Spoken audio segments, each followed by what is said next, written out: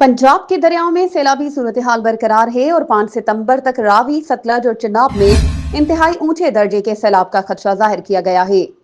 Flood forecasting division के मुताबिक दरिया चिनाब में तेरीमू, दरिया रावी में बल्लूकी और सदनाई पर ऊंचे दर्जे का सैलाब है। दरिया सतलज में हेड सुलेमान की पर ऊंचे दर्जे का सैलाब है और बहाव 5,16,000 क्यूसिक है, जिसमें मुसलसल इजाफा हो रहा है।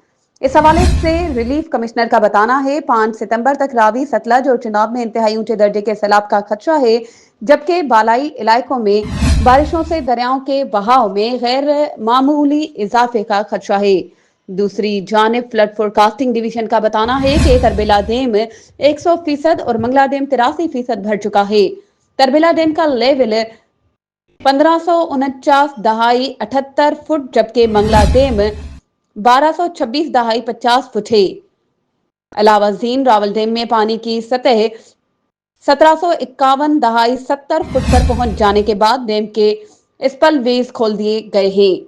इस हवाले से एनडीएमए का बताना है कि डैम के स्पेल वेज सुबह 7 बजे खोले गए और तमाम मुतलका इदारों को पेशगी आगाह कर दिया गया।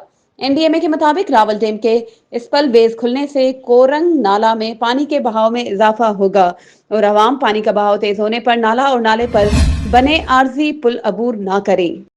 मजीद खबरों और अपडेट्स के लिए हमारे चैनल को सब्सक्राइब करें और बेल आइकन को प्रेस करना ना भूलें।